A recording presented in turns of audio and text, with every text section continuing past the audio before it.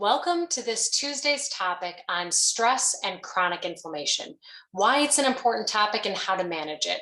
I am Ashley Anderson, registered dietitian and personal trainer and owner of Move Fully Nourished, where we specialize in nutrition and exercise coaching using an integrative approach to help active adults achieve optimal health, healing the mind, body, and spirit.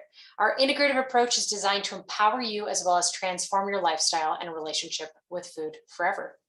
So stress, why is this an important topic? Stress is really an integral part of everyday living.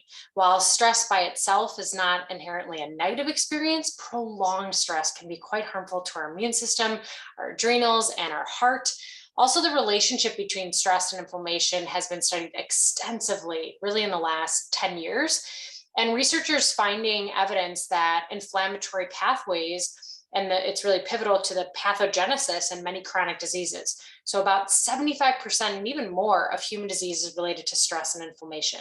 It includes cardiovascular disease, metabolic disease, and neurodegenerative disorders. So chronic stress results in a failure to downregulate inflammatory responses. So like work-related stressors, poor sleep, emotional disturbances have all been correlated with adult-related cardiovascular disease. And chronic psychological stress and inflammation are also associated with a greater risk of depression, autoimmune diseases, upper respiratory infections, hormonal imbalances, and poor wound healing. There was a large study that was done in 2019 and in the Journal of Molecular Psychiatry, and a team of researchers from Cambridge examined the link between depression and coronary heart disease. The results suggested that between these two conditions, even though they cannot be explained by a common genetic predisposition, rather it's environmentally related. So they investigated 15 different biomarkers that were associated with the risk of cardiovascular disease. And those markers, they found that triglycerides and inflammation-related proteins like interleukin-6 and CRP were also risk factors for depression. They also noted that there was shared environmental factors between the depression and coronary heart disease comorbidity and could be linked to early life factors influencing inflammatory regulation like impaired fetal development or childhood maltreatment or trauma. Low birth weight and childhood maltreatment were also associated with increased levels of circulating inflammatory markers, depression, and coronary heart disease in adulthood. Also, stress can cause hormonal imbalances. It can increase symptoms for people with existing hormonal imbalances. And lastly, disorders of the gastrointestinal tract, like Crohn's disease and ulcerative colitis and IBS, are all related to stress and inflammation because chronic stress disturbs gut microbiota, which triggers an immune system response. So clearly, this is an important topic and really affects everyone. So before we pivot to managing stress, we first have to recognize if we are experiencing it and to what degree. Many times our clients will just flat out say, I'm not stressed, Ashley. I'm not overwhelmed or anxious or confused. Or sometimes they will flat out say that I am stressed, I'm anxious and confused. And it will impact, they'll be able to recognize that it's impacting their health. But sometimes people don't recognize it. So we need to look at it from, are you having hormonal imbalances? Do you have lack of motivation? Are you always on the go? Are you unable to relax? Are you getting upset over small scenarios? Do you have trouble winding down at night? Are you harping on continuous negative thoughts about yourself or your environment? Are you constantly worried about the future? These are all forms of stress. And we help our clients understand that their perceptions are really impacting their health, their stress, and their inflammation. So now let's discuss ways to decrease our risk and reduce the hold that stress has on our mind, body, and spirit. So I'm going to discuss several ways to take an integrative approach to your health and how we help our clients live their best and most fulfilling life as a part of our program with Move Fully Nourished. So first, let's talk a little bit about exercise. Very important. A regular exercise program helps to generate a greater sense of well-being, accompanied by an increase in energy, improved sleep, improved coping skills, and overall better mood. Exercise stimulates your body and releases a number of hormones like endorphins and endocannabinoids that really help block pain and improve sleep and help you relax. And some of these hormones, the endocannabinoids, can be responsible for the euphoric feeling, like a runner's high that some people report after exercise. Or people who exercise also tend to feel less anxious, more positive about themselves. When your body feels good, your mind often follows. Lifting weights, running, swimming, yoga, tai chi, or daily walking are just a few examples of the many types of exercise that can help you to de-stress in your life. So try to aim for some daily movement and intentional exercise at least 4 times per week for about 30 minutes. Okay, let's talk about meditation.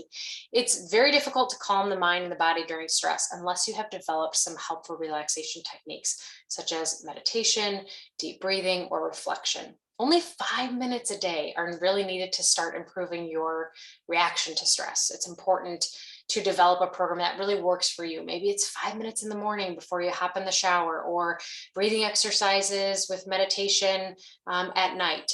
So really just developing that technique.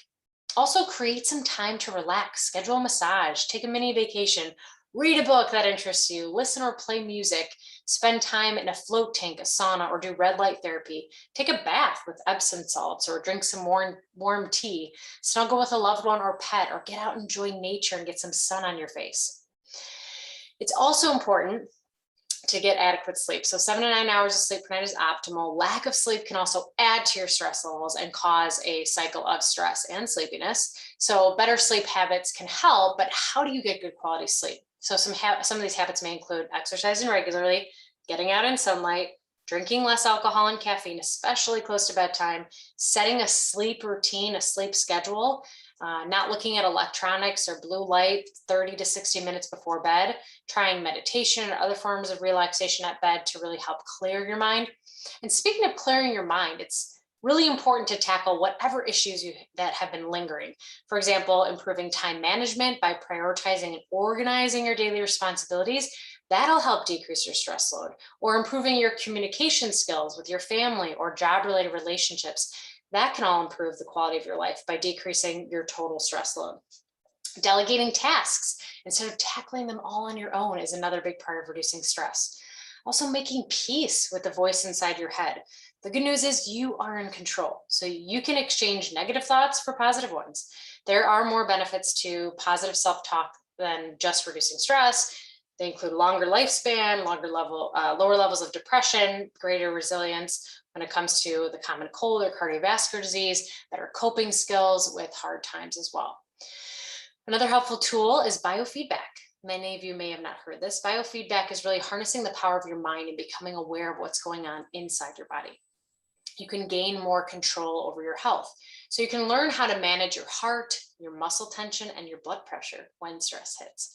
Biofeedback is very interesting. It gives you information about how your body reacts when you try to relax, and sensors are kind of placed on your body that call out changes in everything from your brainwave pattern to your muscle tone. You can work with a biofeedback therapist, and you can start to take control of the signals by changing how your body reacts to the sensor. It's also important to connect with people. Spend some time with a friend or family member who will listen to you and have an open heart and mind. It's a natural way to calm you and lower your stress. So when you connect with people or in person, your body releases a hormone that stops your fight or flight response and you relax. Another thing to lower stress is to practice strengthening your resilience. How you respond to people directly impacts your stress levels. Managing your response trips. Try not to overcommit yourself. Share the responsibility. Take a few deep breaths or count to 10 before you respond to someone. Walk away from a heated situation or distract yourself with music or podcasts. You can also do laugh therapy. When you laugh, you take in more oxygen. Your heart, your lungs, your muscles, they all get a boost, and your body releases those feel-good, happy hormones. Laughter also improves your immune system. It lessens pain and improves your mood for longer periods of time. Also, talk therapy, also known as just therapy. Long-term talk therapy can help people deal with stress because one approach is like cognitive behavior therapy, helps you change negative thought patterns, and your therapist can help guide you toward other approaches that might be more helpful for you. Our team at Move Fully Nourished, we're connected with outstanding therapists in our area, as well as virtual therapy, and often recommend our clients seek additional emotional support along our journey together. And last but not least, a nourishing diet. The standard American diet does not support your body during periods of stress.